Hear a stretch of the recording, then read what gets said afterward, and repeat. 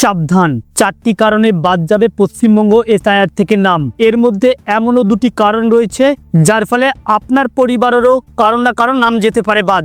যদি আপনি পশ্চিমবঙ্গ এসআইআর এর জন্য এনুমিনেশন ফর্ম পেয়ে থাকেন তাহলে আজকের আপডেটটি সম্পূর্ণ আপনারই জন্য।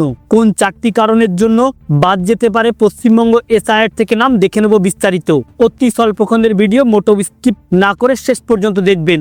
আলোচনা শুরু করার পূর্বে আপনাদের কাছে একটা রিকোয়েস্ট, ভিডিওটিকে অবশ্যই একটি লাইক করে জনস্বার্থে প্রচুর শেয়ার করবেন, কারণ আপনার একটা শেয়ার দ্বারা অন্যজনের জানতে অনেকটাই সুবিধা হবে। চলুন দেখে নেওয়া যাক বিস্তারিত।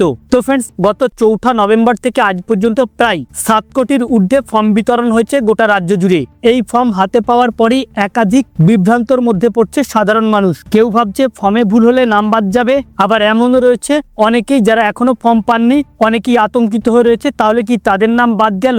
এ নিয়ে নির্বাচন কমিশনের তরফ থেকে পরিষ্কার জানিয়ে দেওয়া হয়েছে কোন 4 কারণে মূলত এই এসআইআর থেকে নাম যাবে বাদ। দেখুন, এই মুহূর্তে এনুমিনেশন ফর্ম দেওয়ার প্রসেস চলছে গোটা বাংলা জুড়ে। তারপরে নেওয়া হবে ফর্মগুলো জমা। অনেকেই ভাবছিলেন যে ফর্মে যদি কাটাকুটি হয়ে যায় বা ফর্ম যদি হোয়াইটনার করা হয় তাহলে কি তার নাম বাদ যাবে।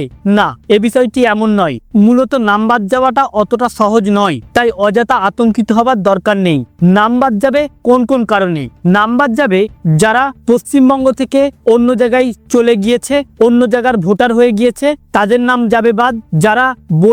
যার কোনো বৈধ নথি নেই, অর্থাৎ নির্বাচন কমিশনের তরফ থেকে যে 12টি ডকুমেন্টের কথা বলা হয়েছে যার একটিও নেই, অথবা যাদের 2002 সালের ভোটার লিস্টে রক্তের সম্পর্কের কারো নাম নেই, অথবা পূর্বে ভুলবশত ভোটার তালিকায় অন্তর্ভুক্ত হয়েছেন। রাজ্যের অতিরিক্ত মুখ্য নির্বাচনী আধিকারিক অরিন্দম নিয়োগী জানিয়েছেন, নির্বাচন কমিশনের সংবিধানে 324 অনুচ্ছেদের অধীনে একটি সাংবিধানিক সংস্থা এই আইন ভুলবশত কোনো ক্রমে নাম চলে এসেছে, তাদের নাম বাদ যাবে যারা মৃত ব্যক্তি, অর্থাৎ যারা মারা গিয়েছে অথচ ভোটার তালিকা থেকে নাম যাদের এখনো পর্যন্ত কাটা হয়নি।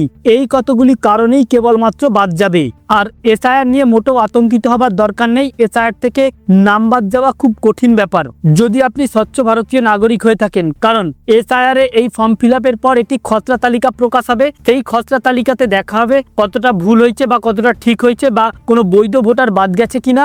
যদি বৈধ ভোটার বাদ যায় তাহলে তাদের আবেদনের সুযোগ থাকবে। তারপরে আরো একটি লিস্ট প্রকাশিত হবে যা ফেব্রুয়ারি মাসের 7 তারিখে। তাতেও যদি নাম বাদ যায় সেখানেও আইনানু ব্যবস্থা রয়েছে এবং একাধিক পদ্ধতি রয়েছে, 12টি কাগজপত্র রয়েছে, তা দ্বারা আপনি প্রমাণ করতে পারবেন আপনি ভারতীয় নাগরিক কিনা। অতি সহজে বাদ যাওয়া খুব মুশকিল ব্যাপার, তাই এসআইআর নিয়ে অযথা আতঙ্কিত হবেন না। কেবলমাত্র অবৈধ ভোটাররাই এই এসআইআরে বাদ যাবে এই 4টি কারণে। আমাদের উদ্দেশ্য ছিল এই আপডেটটি আপনাদের সামনে উপস্থাপন করা, যাতে আপনাদের জানতে সুবিধা হয়ে থাকে। ভালো লেগে থাকলে ভিডিওটিকে অবশ্যই একটি লাইক করে জনস্বার্থে শেয়ার করবেন। Thank you friends, thank you for watching.